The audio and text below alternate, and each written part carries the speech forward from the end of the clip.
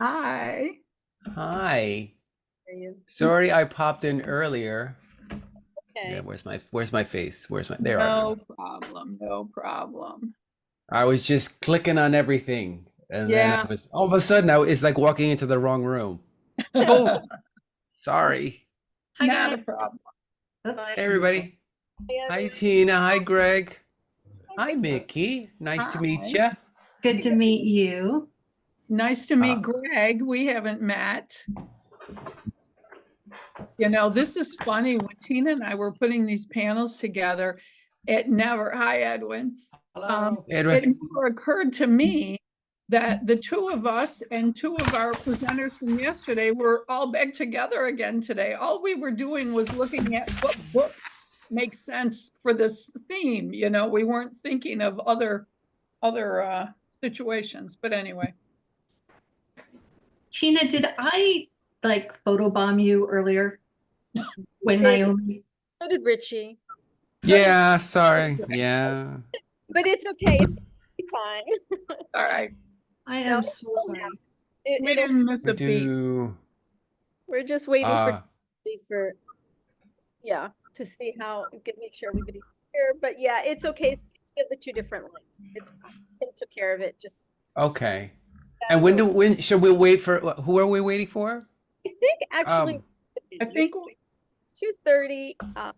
And all our participants are. Do we have everybody from the panel? everybody's here. I think we're just waiting for 2:30 so we don't you Yeah. know, For people who we are don't checking. start ahead and somebody's not quite here yet from their coffee, or maybe people are even getting wine already. I don't know. 2:30 on a Right. Saturday afternoon, is that possible? I'm sorry, was that an Yes, option? very possible. An option wants to know. Yeah, you need Yeah, another we should minute have. to go back in the kitchen. Yes, I'll be right back. I just have water. Yeah, I need a little Pinot Pinot. Noir. that would So- make a more interesting panel, perhaps. Yes. We'll do a shot every time somebody says setting. We'll have a whole new conference model. Everybody would want to come, so this could work. Well, it's Yeah. fine. Yeah. So whenever you're ready, Richie. take Okay. it. Are the doors open? Are people allowed in? Can they see us now? You can see us now. Yeah. Oh, well, hey everybody. They have been listening to it all. they've Oh, been listening to fantastic. our new Okay. plan. Okay, good. Okay, let's get started then. Fine. I have my script. It was a dark and stormy night. The rain fell in torrents, except at occasional intervals, when it was checked by a violent gust of wind which swept up the streets, for it is in London that our scene lies, rattling along the housetops and fiercely agitating the scanty flame of the lamps that struggled against the darkness. Hello and welcome. My name is Richie Narvaez, and I am a crime fiction author of 2 novels and 2 short story collections. It is my pleasure today to moderate this panel. It was a dark and stormy night. The impact of setting on story.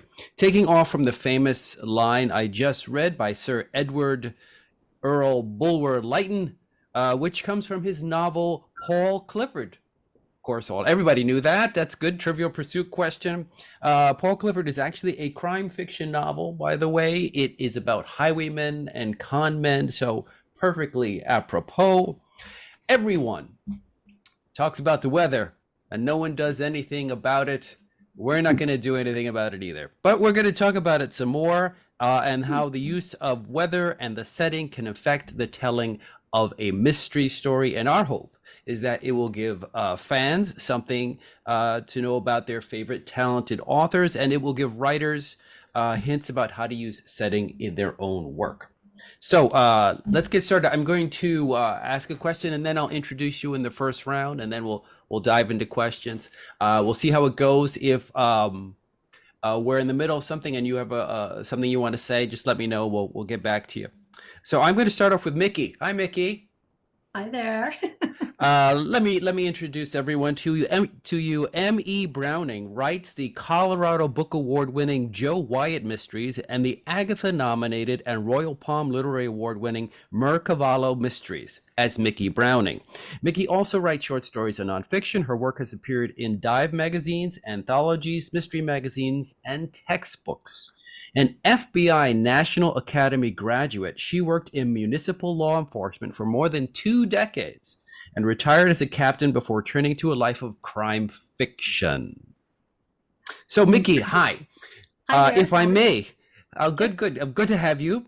Your Joe Wyatt books take place in Colorado. They do.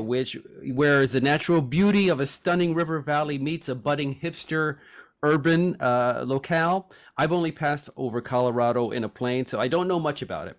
I know it's semi-arid climate with low humidity and abundant sunshine, but also your Mercavallo mysteries are over in the Florida Keys. So you moved over a little bit, switched it up for tropical humidity and abundant sunshine.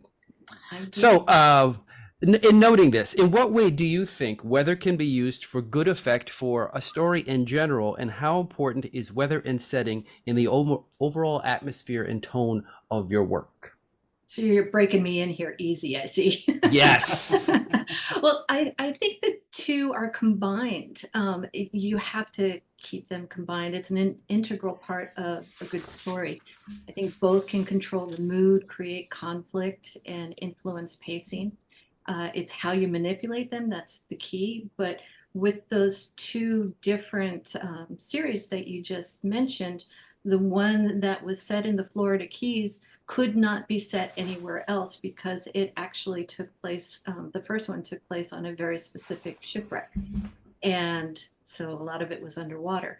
And then the Colorado aspect, that had to be told in a very rural, that arid type of community. So I think really it's setting kind of is the ugly stepchild of writing. You know, everybody talks Yeah. about characters and plotting, but you can't have a story without a place to set it. That's great. Can I ask you though, because I'm curious. So you do these two pretty different places. Was there a particular reason you switched up? Did you just get tired of Colorado weather? Why did Actually, you do both? Or it was the go ahead, I'm sorry. opposite. Yeah, It was the opposite. I started in the Keys. yeah. And the reason I did that was because after I retired from law enforcement, I, of course, was going to write the next best-selling police procedural. And I didn't know how to do it, believe it or not, because they say to write what you know. And I put too much in. So I started with Oh, an amateur sleuth. And it actually started from a real incident, a diving incident where somebody had a medical emergency underwater and survived, but it got the what if juices flowing. And so I was living in the Keys at the time. I was working at a dive shop, as one does after one retires from law enforcement. sounds And great. it was. And so I decided to use the setting that was new to me and create a fish out of water character to go along with it. And I got to combine it all together. So everything was integrated in that. And then after 2 books, I had developed the ability to write the police procedural that I had always been wanting to write. And I took that back to where I was living or had been living. And that's why I set it in Colorado. In Colorado. Thank you so much, Mickey. I'm going to move on to Tina. Hi, Tina. How are you? Good to see you again. It seems like a long time since I've seen you. Yesterday. So, Tina de Bellegarde, de Perfect. Bellegarde, Perfect. is a two-time or 3-time by now Agatha nominee. Is it 2-time still? 2 for my books, and I got the short story nomination with Yes.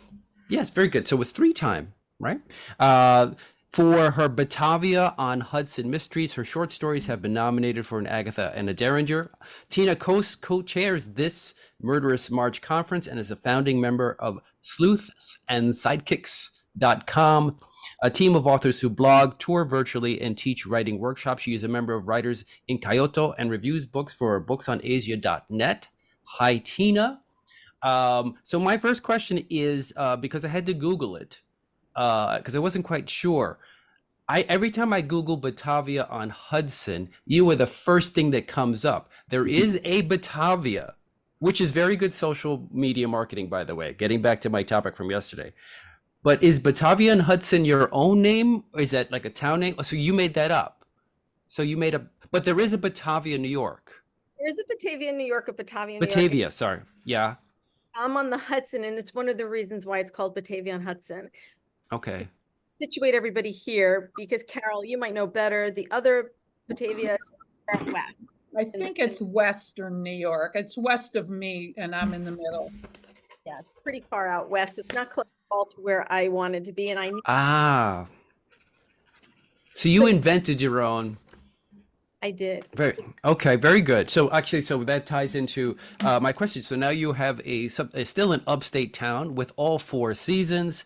Again, what way does weather can be weather used for good effect in any story, and how important is weather and setting in the overall atmosphere and tone of your own works? To me, weather is important, and like you said, I have all 4 seasons. It's one of the reasons I enjoy writing in that setting, even though it's fictitious, right? It's based on a real place. And so I don't think it really can be separated. And so much so that the first 2 books, I'm working on the 3rd, but the first 2 books in the series open, and weather is very important. The first one is winter. So I live in a farmhouse in Catskill Mountains, just like Yanka, my main character, does. And when winter hits, it just permeates everything, right? It is part of everyday life. It's even inside, right? It can create that cocoon coziness, or it could create isolation. And we know how much we know about isolation now, and right. That is. And so I wanted my first book, Winter Witness, to really reflect that feeling. And I opened the book right there on the near frozen lake, a body found in the snow. And I hope it doesn't let up, and, at that feeling. And the same thing, my second book opens with an impending storm. You kind of hopefully feel that impending heaviness. And eventually the rains come, the river, the lakes, the creeks overflow. They end up, it affects everything, right? It creates a tension. And you have like the weather, the havoc in the weather is sort of mimicking the havoc that the community is dealing with, especially because we're dealing with murder, right? So for me, right. I think people behave a certain way in certain, weather, certain seasons, certain situations like this that are forced on us by the weather. So to me, I just love working with it. Yeah, I think I'm in Westchester, so I'm not near mythical Batavia on Hudson, but the Hudson is beautiful. That whole area is a beautiful area, and I can't imagine murdering anybody looking out at the Hudson. But during a snowstorm or stuck in traffic, during a holiday weekend, certainly worth murdering time. Good murdering time. I'm moving on. Thank you, Tina. Let's switch up to Greg Herron, the great and powerful Greg Herron. How are you? Good to see you again. Greg is the award-winning author of over 40 novels, busy guy, and 50 short stories. He is also the award-winning editor of over 20 anthologies. Born and raised in Alabama, but now lives in New Orleans. His most recent book is Death Drop.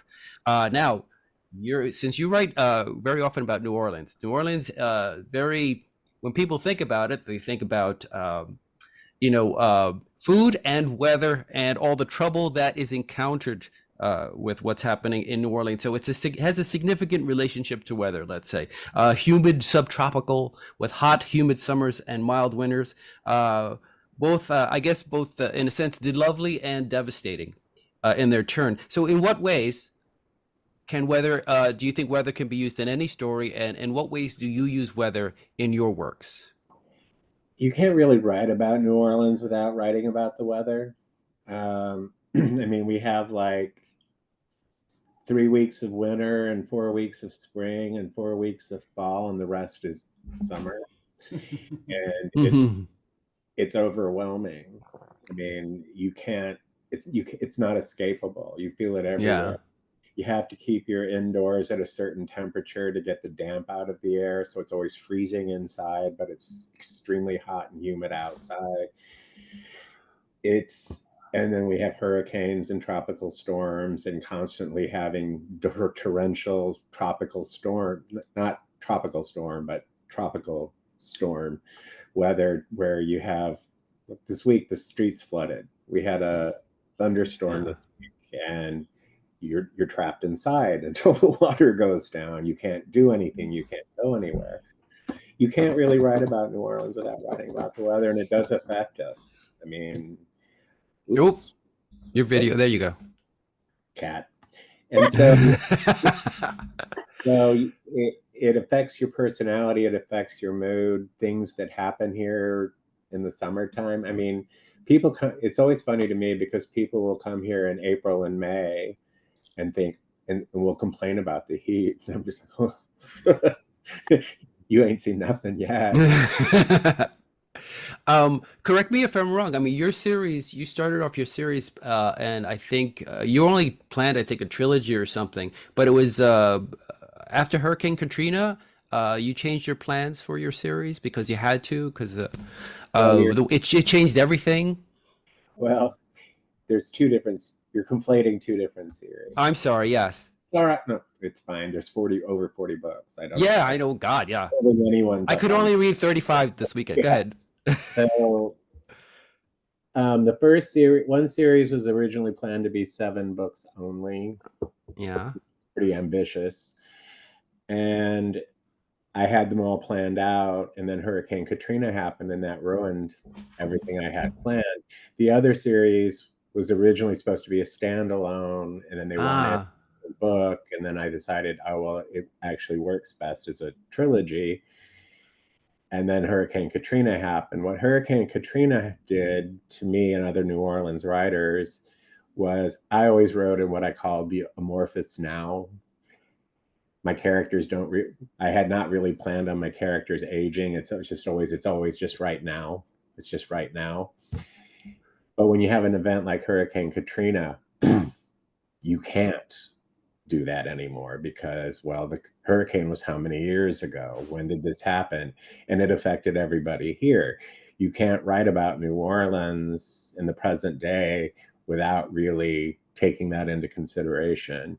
Did you lose everything in Katrina? Did you come here after Katrina? Were you here before and after? Were you a recent immigrant? It does affect everything. And so my characters had always, since they were both gay men, they were always going to be 29. And so now I've had to age them. And now, but it actually kind of worked out for the best because I am not still 29. So, so now they're aging and they're dealing with things like I've had to deal with as my bones and joints get creakier and stuff. yes. Yeah, I know the pain, Greg. Thank you so much. Let's move on to Edwin. Edwin Hill, I recently got to hang out with our next panelist at a conference in Kansas City, Missouri. I'm sorry we didn't get to hang out more, Edwin. His critically acclaimed crime novels include the standalone thrillers Who to Believe and The Secrets We Share. He has been nominated for Edgar and Agatha Awards, featured in Us Magazine, received star reviews in Publishers Weekly, Booklist, and Library Journal, was recognized as one of the 6 crime writers to watch in Mystery Scene magazine. He lives in Roslindale, Massachusetts, with his partner Michael and favorite reviewer, his lab Edith Ann, who apparently eats his drafts just like dogs eat homework. I believe so. So Edwin, I think did you invent Monreath, Massachusetts? Is that a real place? Because when I Googled it, No. is it a real place? No, It is I not. It is invented not. And also Prescott University Yes. is your own I baby. invented Okay. all of it. Yes. But you're still up there in the great Northeast up there. Tell me, so what ways can weather be used to good effect in a story in general, and how do you use it in your works? Oh, this is such a great question. My fellow panelists have done such an excellent job answering. I will say, Greg, the only time I've ever been in New Orleans, it was like 40 degrees and really rainy the entire time, and I was delighted because that's my favorite kind of weather. Um, so I use weather. All my novels are set here in New England, so much like Tina, I'll use all of the four seasons. I think one thing that I did that was fun with my latest novel, which is called Who to Believe, is I used weather almost thematically as a transitional element. I used the transition of weather and the transition of the seasons thematically in the novel. So this novel is set on September 21st and September 22nd. So right as the seasons change, and there's a certain element of there's a certain representation there of something going from summer into fall, and something going from life into death. I also use this book isn't told in a linear fashion. It's got a sort of a interesting structure. And so one of the things that I did with the weather in it, there's a storm in the weather, and I use that as a marker in the story to help the reader, because the story isn't linear. I use this story as a marker within different sections to help the reader understand sort of where they were in the timeline of the story. It was just sort of a signal to say when the thunderstorm starts, we know this is where we are in the sort of the 3 days where the story takes place. But gosh, everyone said such great things. You know, weather is so essential to setting and pacing and atmosphere. I've written 5 novels. I've set one in winter. I've set one in the spring, 2 in the fall, and 1 in the summer. And so I really try and use what New England brings and what the weather can bring to a story. Thank you, Edwin. That was very cool. I'm going to move on to our final panelist, Carol Pulio. Rhymes with Julio, down by the schoolyard. Is a former French and Spanish teacher and business owner. She now writes the acclaimed Blackwell and Watson time travel mysteries, traditional police procedurals with a time travel twist. I'd say something like the movie The Lake House with murder, sort of. Yeah, yeah. Yeah. It's her latest book is this in the series is RSVP to Murder. She is the founding member. There you go, of Sleuths and Sidekicks, and of Murder, and is a Murderous March co-chair. So, Carol, your novels are also in upstate New York. In fact, I think Doorway to Murder starts with the morning after a blizzard in 1934. Holy Farmer's Almanac. So, in what ways can weather be used in stories in general, and what ways have you used weather, perhaps like that blizzard, in your stories? Yeah, in Doorway to Murder, I used it as kind of a foil to the police. The blizzard and the wind that came with the snow wiped away all the clues, all the evidence, and my cops were at a disadvantage because of that. But when I decided to write RSVP to Murder, I wanted to do, that's the 4th book in the series, I wanted to do sort of a fresh take on the classic English country house mysteries, and creating sort of a locked room type story. And since my characters live in the Mohawk Valley area in central New York, which is kind of at the foothills of the Adirondack Mountains, it made sense for me to set the story in the Adirondack Mountains at one of the legendary great camps that became my English country house. And I ended up making the weather a full-blown character. There's a character arc. The weather, in this case, it's the blizzard, has a personality. It plays with people. It's aggressive, then it's passive, then it forges ahead again. As the story goes along, the weather is in control of everything, because as soon as all the guests arrive at the great camp, what started out to be a lovely fairy tale, like, oh, it's snowing, we're in a snow globe, how pretty, And they take this beautiful sleigh ride in the woods, and the sunbeams, touch the snowflakes, and they're diamonds in the air. It's all very lovely. And then it comes, down like a hammer. Overnight, it's 4 feet, and they're snowed in. So kind of, sort of that the Agatha Christie on the island. And then there were none. And then there were none? Thank you very much. Yeah, I know it. Like, yeah.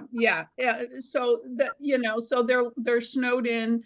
The local police can't get there, and people start dying one by one. And so the blizzard controls things. Very cool. Thank you. I want to, so now we've talked about weather. Let's open this up to the idea of setting in general. Setting is a huge topic.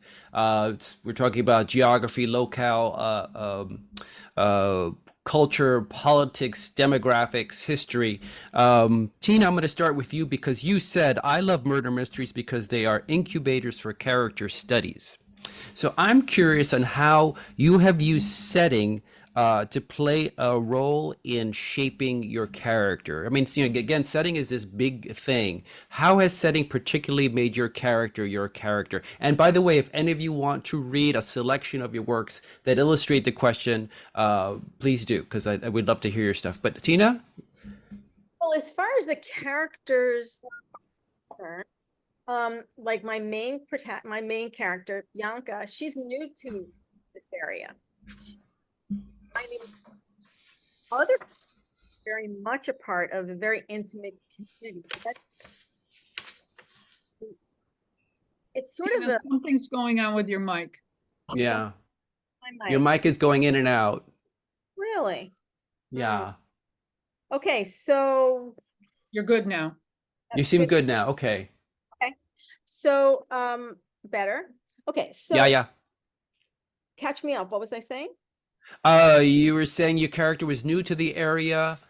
So it's really more how the setting affects who my other characters are, the natives to that community.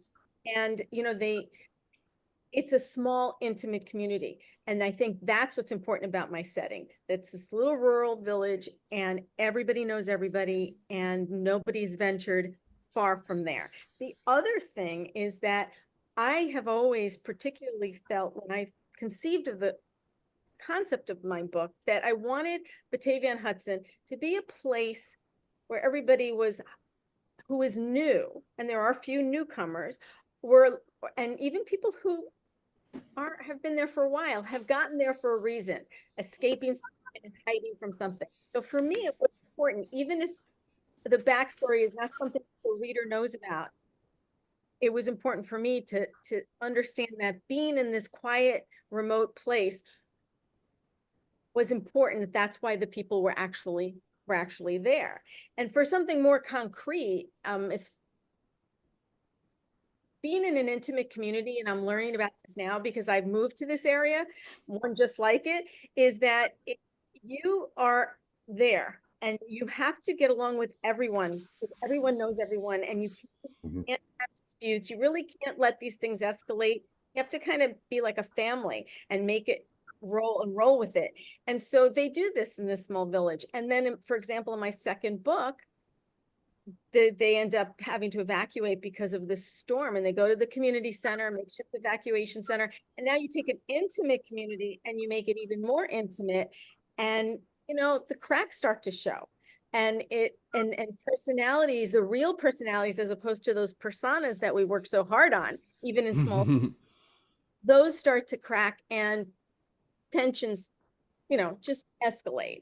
And it also influences the investigation, because they have to be isolated doing this investigation. That's a little bit of a hindrance. It's also a little bit of a help. All the suspects are forced to be in, this evacuation center. So it kind of helps a little.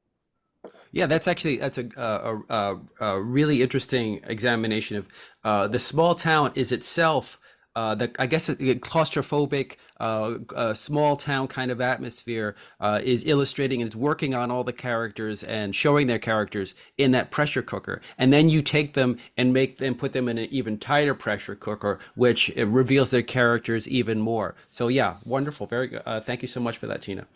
Let's go to Greg. Greg, how I think you talked about this a little bit, but how has like one of your characters been affected by the setting that you've picked? How is that working on them? Well, the fun thing about New Orleans is that there's no real shame, I guess is the best way to put it. That everyone here is the mentality in New Orleans is everyone here is allowed to be who they are, and no one looks at you askance. Okay. I did manage to last a very long time before I went to the Walgreens on the corner in my house shoes and pajamas, but I finally did give into that New Orleans eccentricity. That's the lovely thing. Pretty much anything here without anyone even giving you a second look. So, like I'll talk about my character Scotty because he's the only person who grew up here. The only character I write who's grown up here.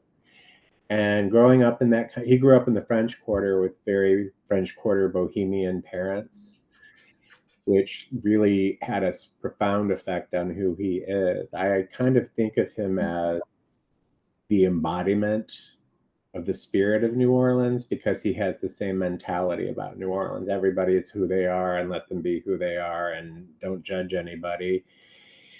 And the really fun thing about New Orleans is anything can happen here at any time. I mean, you can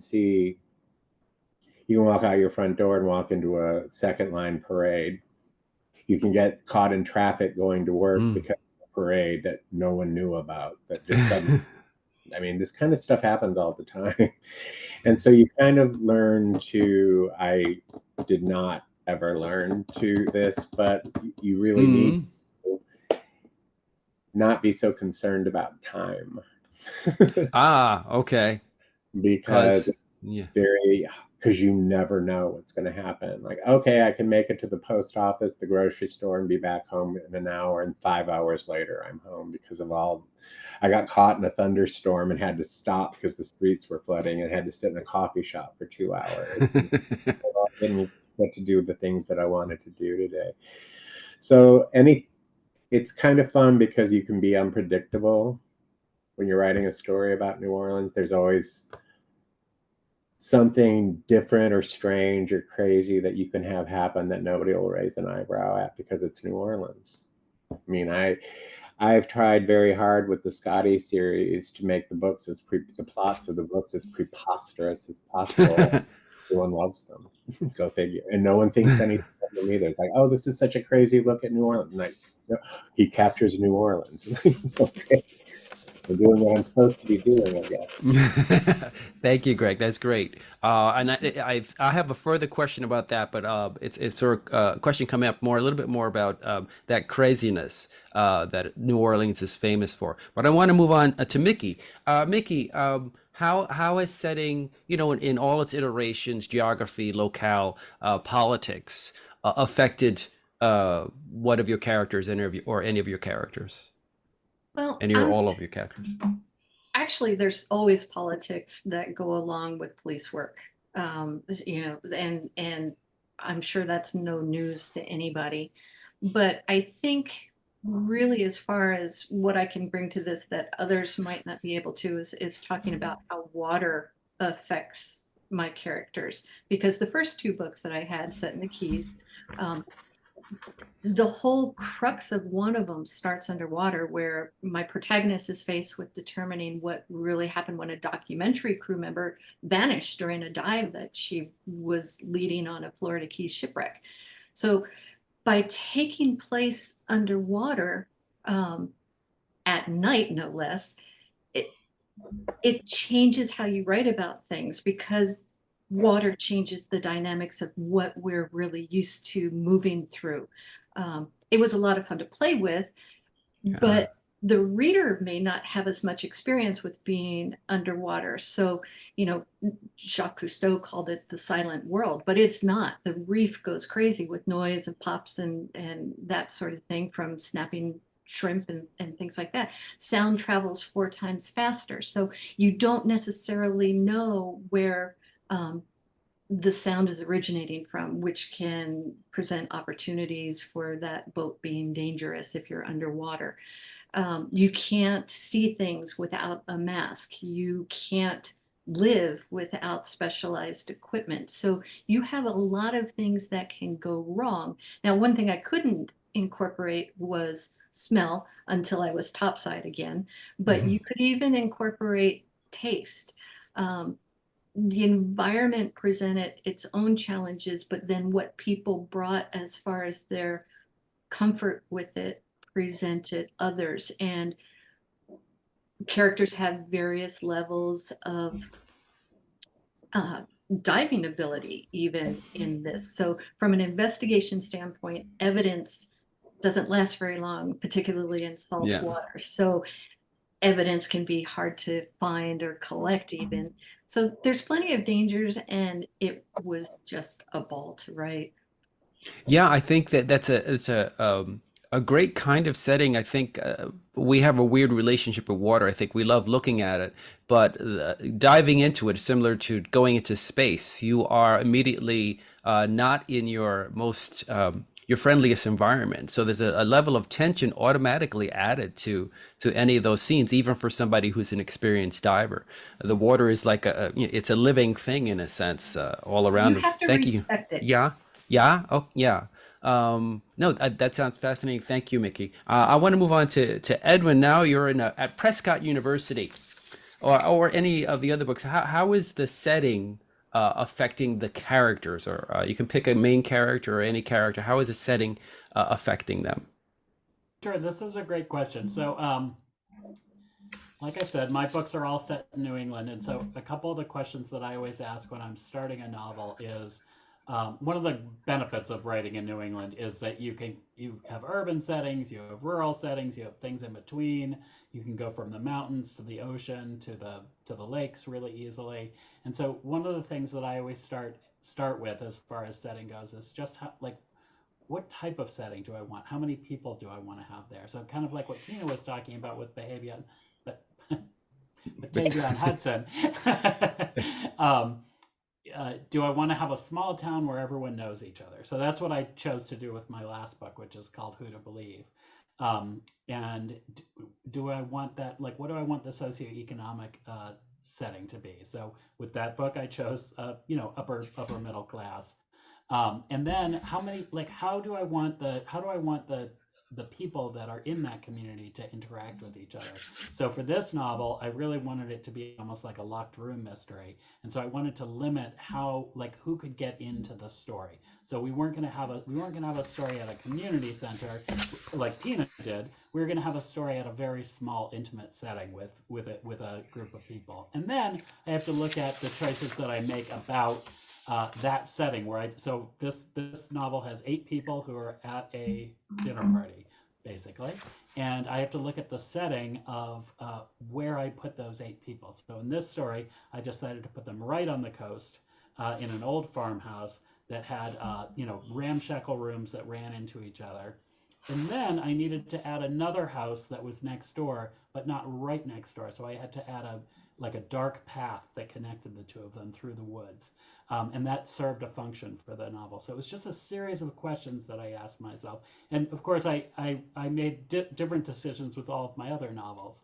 Some of my novels are set in Boston, so a very urban setting. Others are set in a very, very rural setting up in New Hampshire. So just going through that series of questions to finally narrow in on what that final setting should look like. Thank you, Edwin.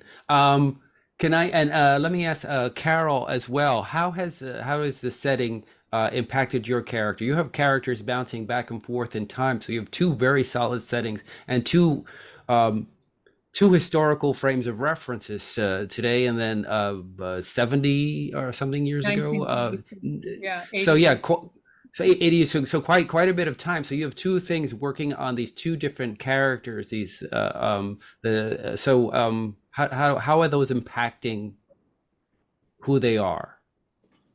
Yeah, well, I'm glad that I decided to throw the time travel twist in, because it's been a lot of fun.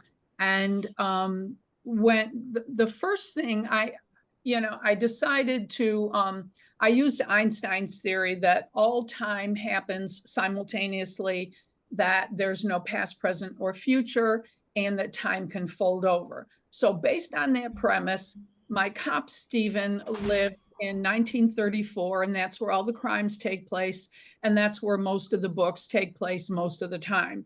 And my former journalist, well, she's partly retired journalist, and then she's going to get back into journalism, Olivia, lives in 2014. And they live in the same house in a small town, like I said, in the Mohawk Valley, that I invented because I thought it would be fun to invent a town. And the bedroom door, Olivia's bedroom door, is the portal. They see each other in the middle of the night across the threshold of this door. So the time was the first thing that I had to wrestle with because of the time travel, and that really impacted how I created the two characters, because as much as they are both a part of their own time, products of their own time, I had to figure, and they're about the same age. They're a year apart. They're both in their early 30s. I had to figure out how to make them get along and become the eventual partners in crime. She becomes his unofficial sidekick.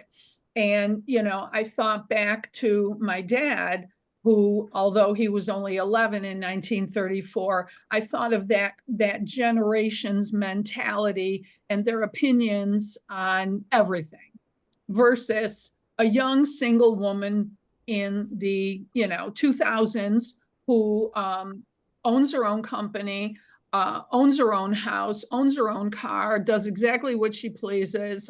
She's a freelance travel article writer, and takes off to countries here and there and whenever she wants to for the freelance writing.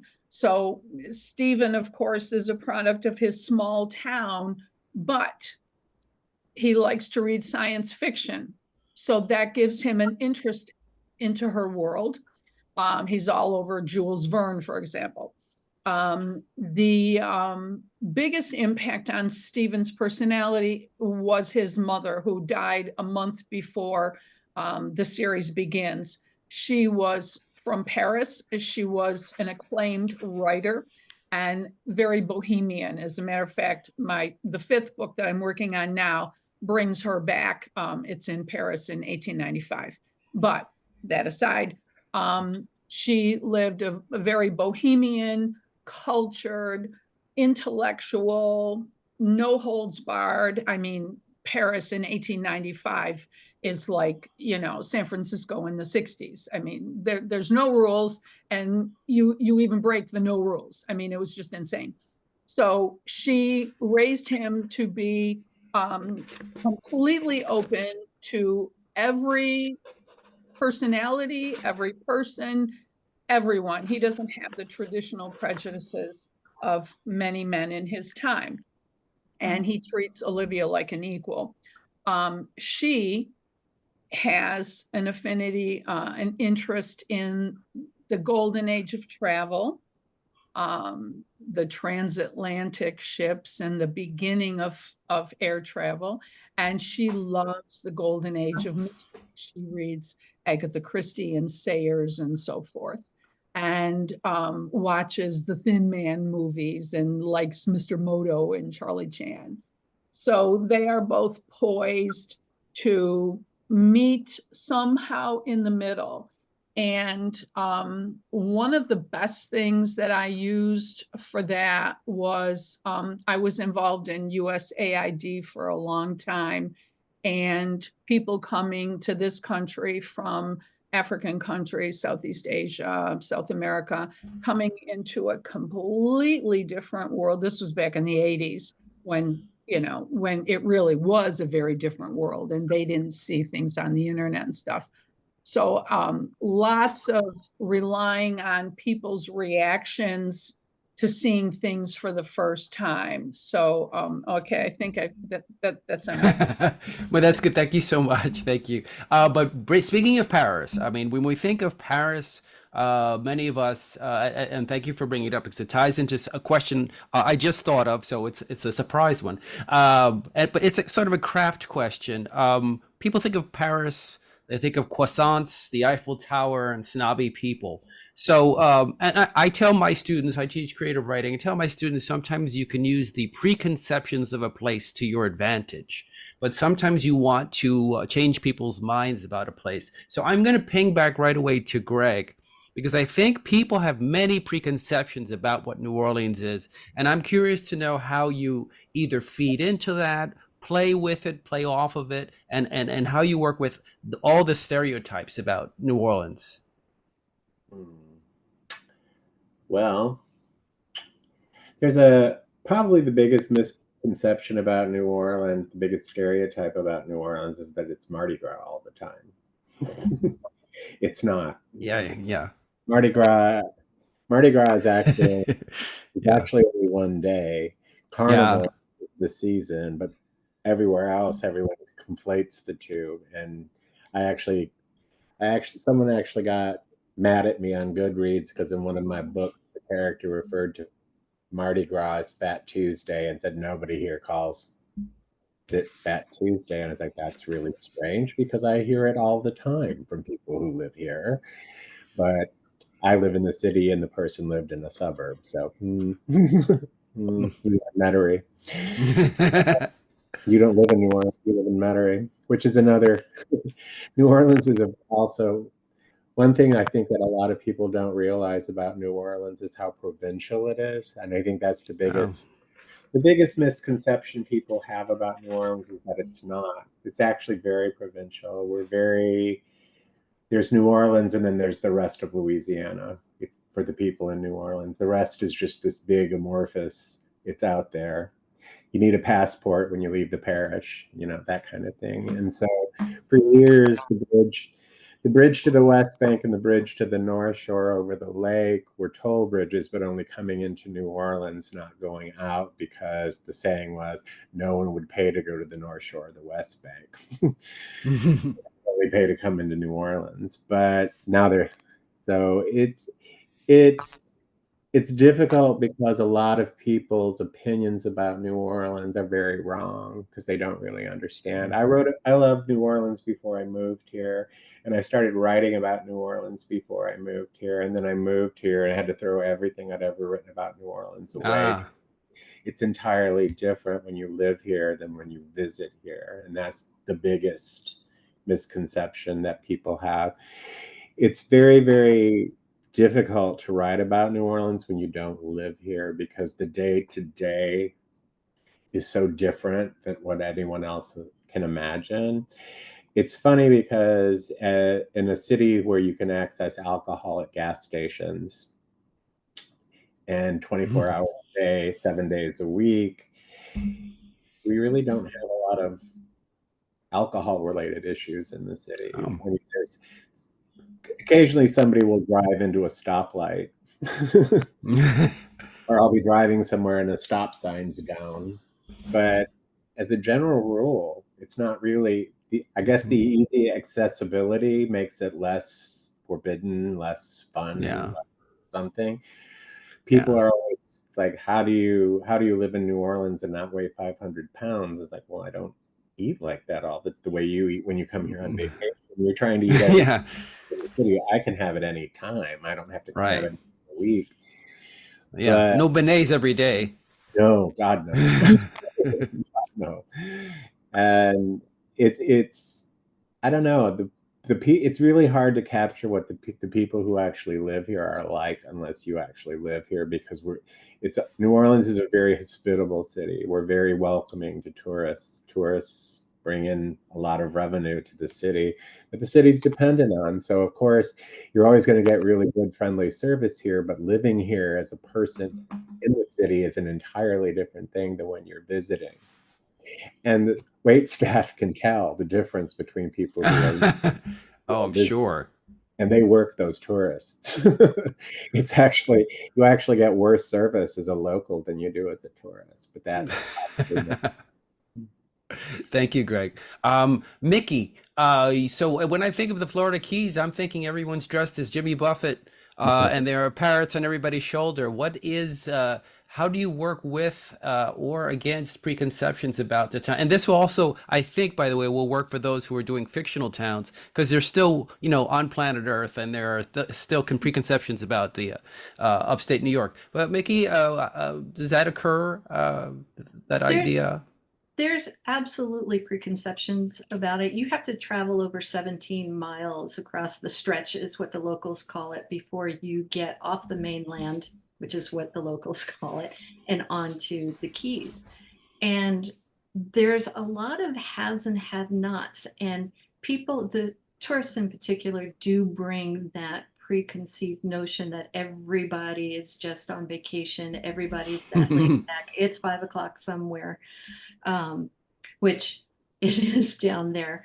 But there's a lot of very hardworking people down there. There's a lot of salt of the earth people who are down there, people who are still working the fishing boats, and people who are taking care of all of the tourist industries.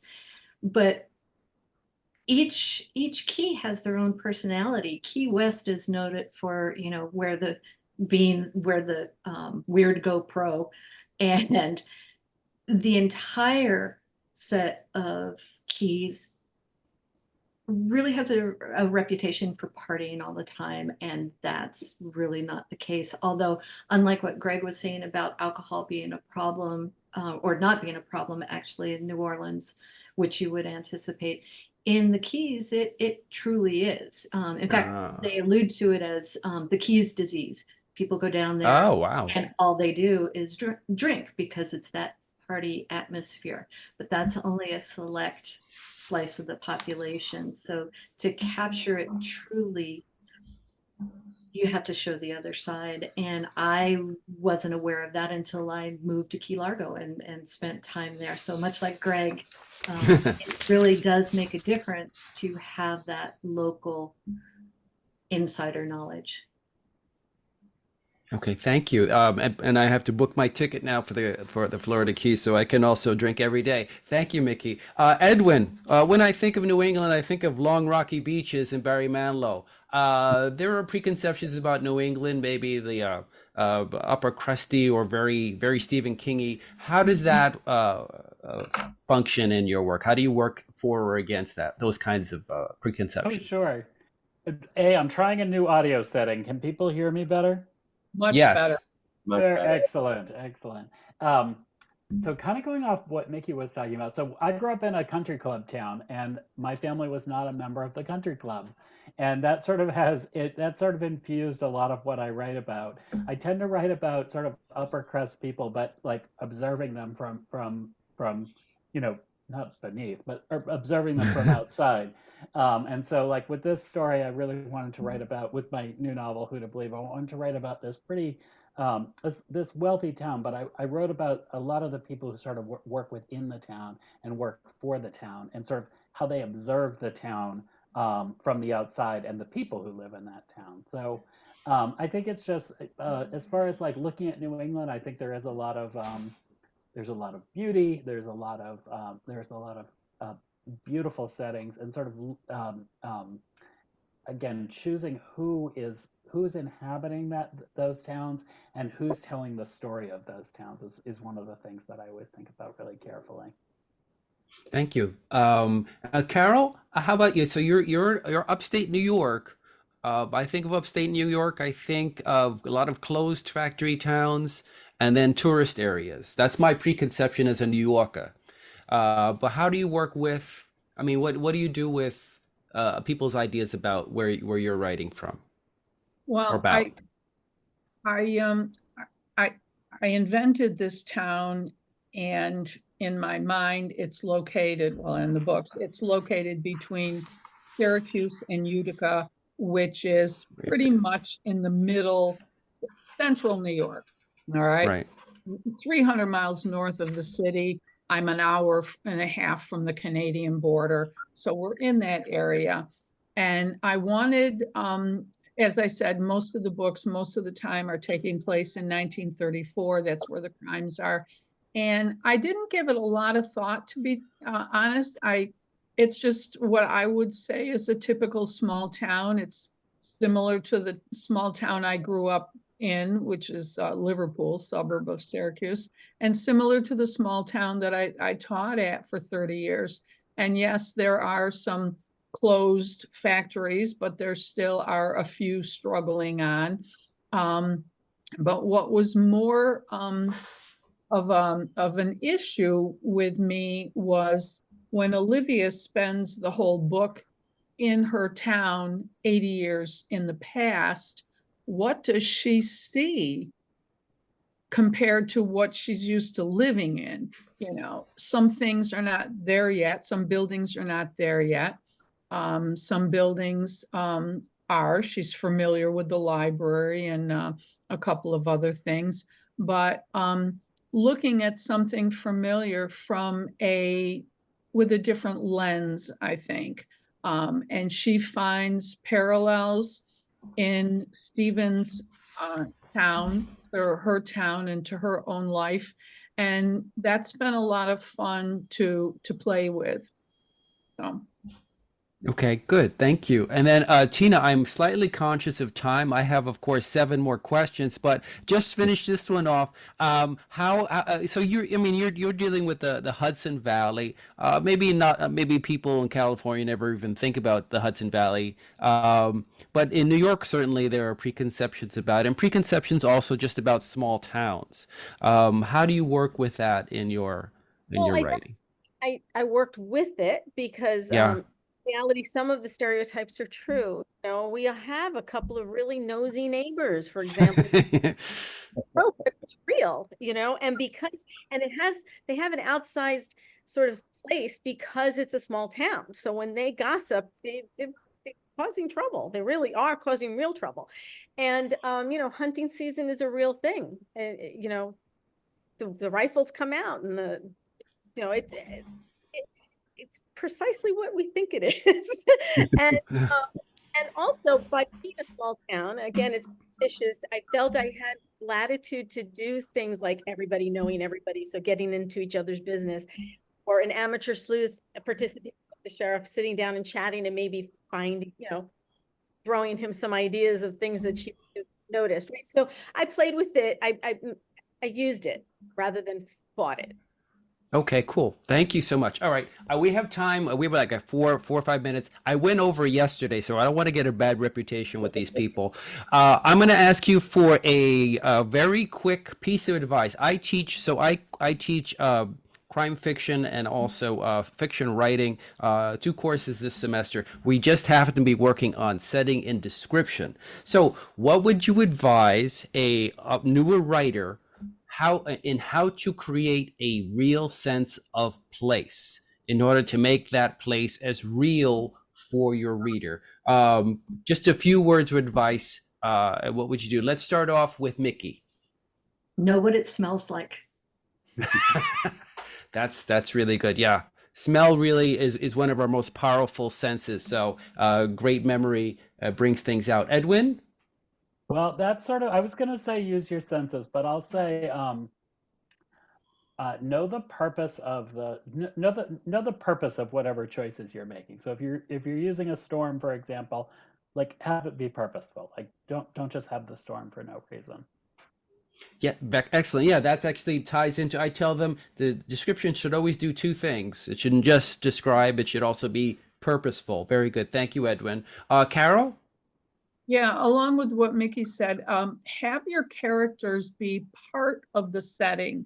They feel the wind on their face or the sun on their cheeks and the smells. Those senses, I think the five senses are probably the most important thing to make the setting ring true. Thank you. And Greg? I would, like everyone else, I was going to say engage your senses, but I think the most important thing about play setting is not to overdo it so that it's obvious, like, oh, now we're going to have 3 pages of description of where we are. It needs to flow within the course of the story. I usually break it up into, like, if there's a conversation going on, it's there, like they're walking down the street, that sort of thing, and what they're seeing and stuff like that, where it's organic, not like here's an info dump. That there's nothing worse than something dry. It's like, does anybody remember the original texts of Nancy Drew and the Hardy Boys? There were paragraphs of encyclopedia like information about wherever Nancy and the Hardy Boys were going, which always kind of took me out of the story and was kind of annoying. And so I always call it the Nancy Drew trick. Trick. All right, thank you. So don't do the Nancy Drew trick. Just a reminder to everybody, the books from our panelists are available in the chat through the link. We have another panel coming up in a few minutes. But before that, Tina. I just want to add one thing to this point. Yes. Similar, very important things, but I had to write about a place I hadn't been recently. And I interviewed somebody over FaceTime, somebody who had attended an event. I asked like really a ton of questions about what their impressions were, what they smelled, what they saw, what they heard, all of those questions that we ask ourselves when we're writing. And I had to ask somebody else. And I recently got feedback from a beta reader, said, wow, that was such a great scene. I felt like I was there. And I'm like, that's great, because I was never there. That's perfect. Yes, thank you. Yeah, that's the whole thing, I think, with setting was we always want our readers to feel like we're there. I want to thank our panelists today, Tina, Greg, Mickey, Edwin, Carol. Thank you so much. Thank you, everybody who took off this Saturday afternoon. Rainy day over here in New York, perfect for the panel. Thank you all. Thank you all for coming to the conference. And thank you guys. Thank you for having me. Thank you, Thank you, Richie. Richie. Thanks very Take much. Take care. everyone. Be well. All right. Take care, Bye. everybody. Bye-bye. Hey. For a few minutes, we're going to put up a break card. We have another panel coming in about 15 minutes. We'll see you there. Their darker side of crime. All right. Thank you, Richie. Thanks. Oh.